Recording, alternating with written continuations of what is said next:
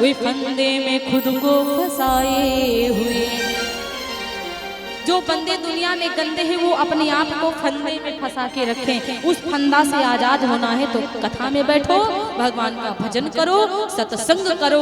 है सत्य जहाँ भगवान वही, है प्रेम जहाँ भगवान वही। जो दया पात्र जब जन मिलते तब मिलते दया निधान। जहाँ पर सत्य होता है वहीं भगवान होते हैं, और जब दया पात्र इंसान बनता है तो भगवान मिल जाते हैं।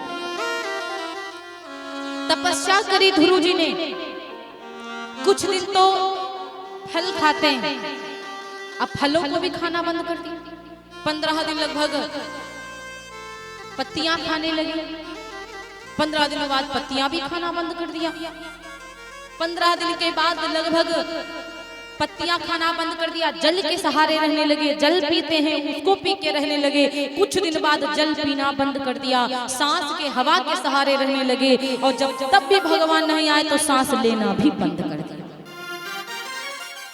इंद्र जी आए, खूब तपस्या, खूब अपनी परियों को नचवाया, खूब नृत्य किया, खूब लुभाया, लेकिन जिसके ऊपर भगवान की कृपा उसके ऊपर काम आ ही नहीं सकता। राम जहां होते, जहां राम तहां काम नहीं, और जहां काम तहां राम नहीं। इंद्र हार गए और चले गए इंद्र। और कहा जाता जब सांस लेना बंद कर दिया तो हवा बंद हो गई, नदियां लहराना बंद हो गई, पेड़ पौधों की पत्तियां ठप हो गई, सब कुछ शांत हो गया। पेड़ पौधे जीव जंतु सब मरने लगे। सारे देवता कहने लगे प्रभु जल्दी से आप जाओ, आपका छोटा सा भक्त आपकी तपस्या कर रहा है प्रभु, और आप कृपा करके जल्दी जाइए और आप जल्दी से जा करके दर्शन दीजिए। आज भगवान बड़े प्रसन्न हुए और भगवान आते हैं ध्रुव जी के समक्ष प्रकट हो। बोलिए श्री नारायण जी भगवान की जय हो। आज नारायण जी प्रकट हुए, और जब नारायण जी प्रकट होते हैं ध्रुव जी को देख रहे हैं।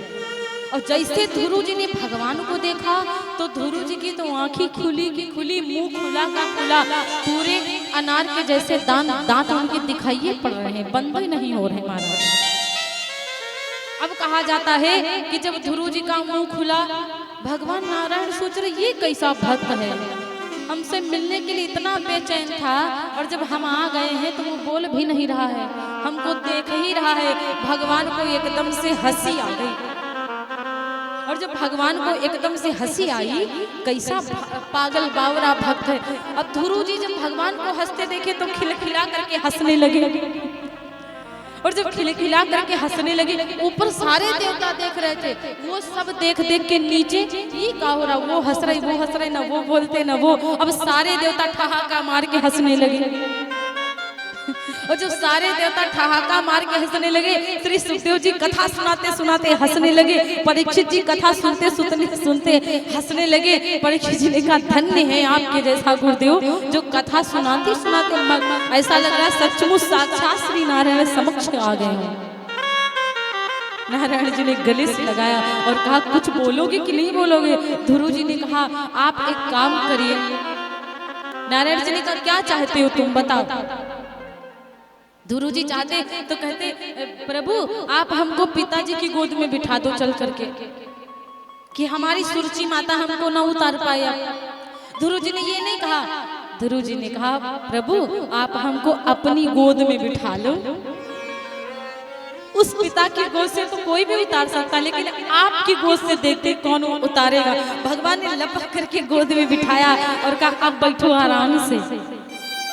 भगवान बड़े प्रसन्न। भगवान ने कहा जाओ मैं तुमको ध्रुव एक सुंदर सा स्थान दे रहा हूँ, आपको सब देखेंगे और सब आपका जन्मों मतलब युगों युगों तक के आपका स्मरण किया जाएगा।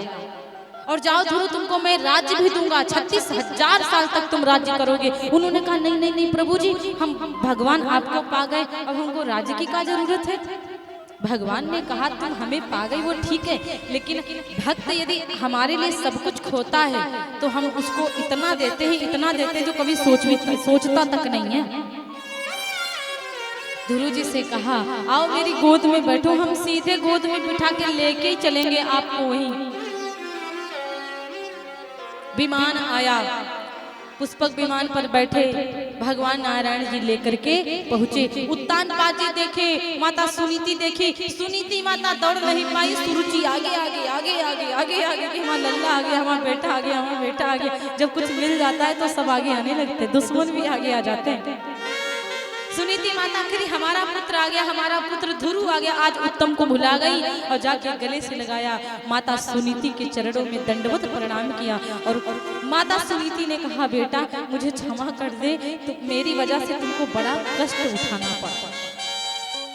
ध्रुव जी की आंखों में अश्रुपात हुआ। माँ आपके जैसी माँ धन्य है, यदि आपने मुझे धक्का नहीं दिया होता और आपने यदि मुझसे ये नहीं कहा होता कि तप कर, तो मैया मुझे भगवान कहाँ मिले होते। आपके जैसी माँ धन्य है। आज चरणों में प्रणाम किया, गिर गए चरणों में, कहा माँ आपकी जैसी माँ धन्य है कि आपने मुझे प्रभु से मिला। सुरुचि माता ने गले से लगाया, धन्य है बेटा, तूने आज मुझे धन्य कर दिया, मेरे लाल आज तूने अपनी माँ को धन्य कर दिया। वरना आजकल लोग उम्र देखते हैं कि अभी तो जवान हूँ, बुढ़ापा में भजन करूंगा, लेकिन ध्रुव जी से सीखिए भगवान को पाने की कोई उम्र नहीं होती है। आज ध्रुव जी बड़े प्रसन्न हैं। ध्रुव जी 36,000 साल तक के अपना राज्य करते हैं, फिर उनके बेटा हुए और उनके बेटा राज्य करते हैं। अब उनके चाचा जी का प्रियव्रत राजा का थोड़ा सा व्याख्यान आता है। प्रियव्रत किसको कहते हैं? जो प्रतिज्ञा को पूर्ण करे, जो प्रतिज्ञा करे कि हाँ हम ये करेंगे तो वो करके दिखाए, उसको कहते हैं प्रियव्रत। भोले व्यास भगवान की इस प्रकार से महाराज प्रियव्रत राजा हुए। फिर उनके बाद में आग्निग्र राजा हुए और आग्निग्र जी का चरित्र आता है। फिर नाभि जी महाराज हुए और नाभि जी के पुत्र श्री भगवान ऋषभ देवता हुए और ऋषभ देव का प्रागट हुआ साक्षात नारायण। भी मैंने बताया था ना कि एक अवतार है ऋषभ देव जी। बोले ऋषभ देव महाराज की जय हो। और नाभि जी की पत्नी का नाम है मेरू देवी और मेरू देवी जी के द्वारा ऋषभ देव जी का जन्म हुआ और ऋषभ देव जी की पत्नी का नाम है जयंती और जयंती जी के द्वारा कहा जाता है कि जिनसे 100 पुत्र पैदा हुए और सबसे बड़े पुत्र का नाम था भरत।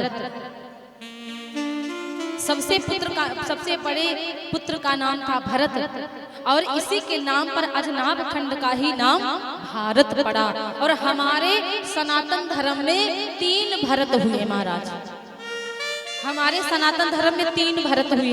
एक तो कैकेयी माता के पुत्र भरत और दूसरे शकुंतला जी के पुत्र भरत और तीसरे भागवत जी के जड़ भरत। इन्हीं तीनों लोगों के नाम से हमारे देश का नाम भारत पड़ा। बोले भारत माता की।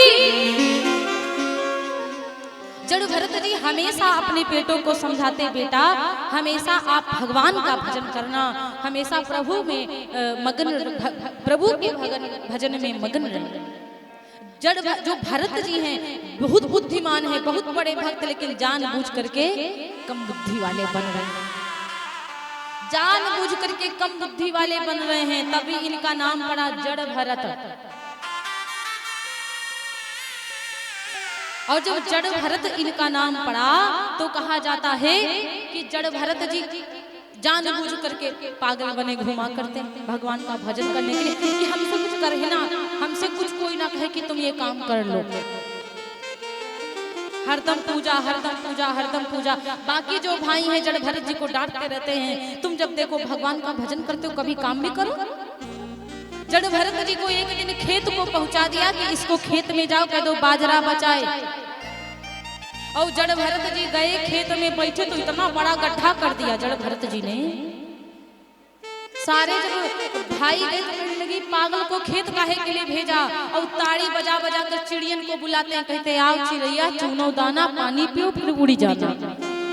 सारे भाई आते कहते पागल हो गया, ये बचाएगा नहीं और बर्बाद ऊपर से करेगा, इसलिए इसको भगा दो खेतवा से। और जड़ भरत जी को भगा दिया। जड़ भरत जी पागल बनकर जा रहे थे, धीरे धीरे भगवान का भजन करते जा रहे थे। एक राजा मिला, वो राजा रहुगढ़ मिलते हैं। जड़ भरत जी को पकड़वा लिया बलि देने के लिए, और जब जड़ भरत जी को बलि देने के लिए पकड़वा लिया तो जड़ भरत जी ना मतलब टेंशन में है ना खुशी में है। पकड़ लिया तो शांत खड़े हैं, उनको ना चिंता है कि हमें बलि चढ़ा देंगे, ना खुशी है कि हम बलि चढ़ने जा रहे हैं, कोई मतलब ही नहीं है। और जैसे तेज तलवार को निकालकर जड़ भरत जी की गर्दन पे रखा और साक्षात देवी माता प्रकट हुई और जो बलि देने जा रहे थे उन्हीं की गर्दन काट के खुद बलि ले लिया और जड़ भरत जी को छुड़ा दिया। जिसके ऊपर प्रभु की कृपा होगी उसकी बलि देवता देंगे क्या? तो इस प्रकार से रहुगढ़ और जड़ भरत जी का संवाद हुआ। उन्होंने सारी बातें बताई और भक्ति की राह बताई, भक्ति सिखाया और कहा कि भक्ति करो। भागवत जी में जम्बू द्वीप नदियां, संसार में जितनी नदियां आती हैं पूरी नदियों की कथाएं हैं। सूर्य जी का वर्णन है। आज लोग कहते हैं हम विज्ञान को ज्यादा मानते हैं, हम भगवान को नहीं मानते। हनुमान चालीसा उठा करके देखो आप, अब वैज्ञानिक लोग पता लगा सूर्य की कितनी दूरी है। हनुमान चालीसा में पहले से ही लिखा है जुग सहस्त्र योजन पर भानु और लील्यो ताहि मधुर फल जाजा। हनुमान चालीसा में पहले से लिखा। श्रीमद् भागवत जी में सूर्य का पूर्ण वर्णन है, कितने ऊंचे सूर्य महाराज, कितना गर्म है। इस प्रकार से महाराज कहा जाता पाताल लोक का वर्णन होता है। और ये जो पृथ्वी है, इस पृथ्वी के नीचे 7 तला हैं। इस पृथ्वी के नीचे 7 तला, अतलम वितलम सुतलम तलातलम महातलम रसातलम, लास्ट है पाताल पति, पाताल मिति, लास्ट है पाताल। 7 तला है महाराज। और कहा जाता है 14 लोग ऊपर और महीतल, दूसरा है आकाश, तीसरा है स्वर्गलोक और चौथा है ब्रह्मलोक, महलोक और 5वां जनलोक, फिर तपलोक, फिर सत्यलोक, 7वां। इस प्रकार से 7 तला है महाराज। नरकों का वर्णन बताया गया है। कहा जाता है कि कालसूत्र नाम का नरक है जो भक्तों को परेशान करते हैं, भगवान से द्रोह करते हैं, संतों से द्रोह करते हैं, ब्राह्मणों से द्रोह करते हैं, उनको नरक में जाना पड़ता है। जो लोग पाप करते हैं, गैयों को काटते हैं, जीव जंतुओं की हत्या करते हैं, उनको बड़े बड़े आकार में कीड़ा मिलते हैं और वही कीड़ा काटते हैं। एक नरक ऐसा है कि जो दीप कभी नहीं जलाता, अंधियारा ही अंधियारा, और इतनी गर्म बालू है कि तलवा रख दो तो तलवा के पूरे चिथड़ा चिथड़ा उड़ जाएंगे महाराज। इसलिए भगवान का भजन करो। भागवत में एक बड़ी सुंदर कथा थी। देखो समय हो चुका है, हम भी जानते हैं, लेकिन थोड़ा सा कथा ज्यादा इसलिए हमें बढ़ाना पड़ रहा है, ठीक है। एक कथा आ रही है महाराज, कहा जाता अजामिल आख्यान। भगवान का भजन करो। यदि आप भगवान का भजन नहीं कर पाते तो जीवन व्यर्थ। अजामिल नाम का एक दुष्ट जो कभी भगवान का भजन नहीं करता, पत्नी है, बेटा है, अपनी पत्नी को भी छोड़ दिया, अपने बेटों को भी छोड़ दिया और एक वैश्या को ले जाकर के विवाह कर लिया। और जब वैश्या के संग में विवाह कर लिया, गणिका के संग में, वो वैश्या समझ लो कि भाई वैश्या नृत्य करने वाली, उसके संग विवाह किया, अपनी पत्नी को छोड़ दिया, कितना गलत है। अपनी नारी को बुलाया। एक बार गांव में संत आ, संतों ने पूछा भाई इस गांव में कोई भक्त का घर हो तो बता दो। संत महंत कहाँ रुकते हैं? भक्तों के घर पे। पड़ोसियों को मजाक सूझी, उन्होंने मजाक में अजामिल का घर बता दिया जो कभी भजन नहीं करता, कभी पूजा पाठ नहीं करता। लोगों ने कहा संत जी से, महाराज एक काम करो, आप सब लोग अजामिल के घर चले जाओ, बहुत बड़ा भगत है। और आज अजामिल के घर को जब गए, अजामिल मिला नहीं, पत्नी मिल गई उसकी। और जैसे आज गणिका ने देखा संत भगवान आए, पहली बार उसके दिल में बड़ा प्रेम उमड़ा और दौड़ करके चरणों में गिर गई और कहा भगवान बड़ी नारायण की कृपा हुई जो आज हमारे द्वार संत आए। बिठा करके भोजन खवाया और जब संतों ने भोजन पा लिया तब तक आजामिल आया, चिल्लाने लगा, कौन बैठा है ये? अरे भगा ये संत बंत बाबा बाबा को नहीं मानते हैं, भगा इनको। अब गड़िका कहती, अरे अरे तुम पागल हो गए हो क्या? अरे बाबा जी आए हैं, संत भगवान आए, क्यों अपमान कर रहे हो? कहते हम नहीं मानते इनको, चलो निकलो यहाँ से। संतों को क्रोध बहुत आया, लेकिन पत्नी की तरफ देख के दया आई। इसकी पत्नी ने हमें अनाज खिलाया है, कम से कम कुछ ना दे सकूं तो गुस्सा भी ना करूं। संत का दिल बिल्कुल घी के समान होता महाराज, तुरंत पिघल जाता है, तुरंत दया आ जाती है। संत चलते चलते कहने लगे, देवी बेटी मैंने आपका अनाज खाया है, इसीलिए आप एक काम करना, आप जो आपके अब की बार पुत्र होगा उस पुत्र का नाम आप नारायण रख देंगे।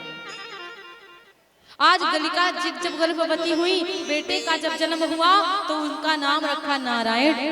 और जब नारायण रखा तो अजामिल बूढ़ा हो गया, सबसे छोटा था, सबसे दुलारा था, बूढ़ा हुआ।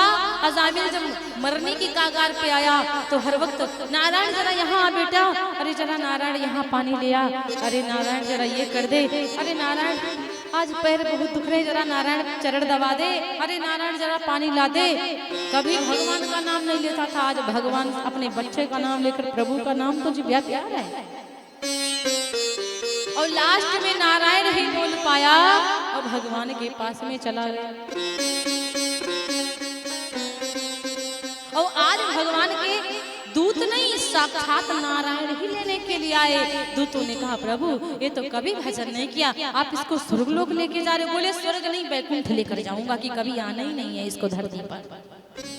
मरते समय मेरा नाम लिया। दूतों ने कहा, नहीं सरकार, आपका नहीं लिया, अपने बच्चे का लिया।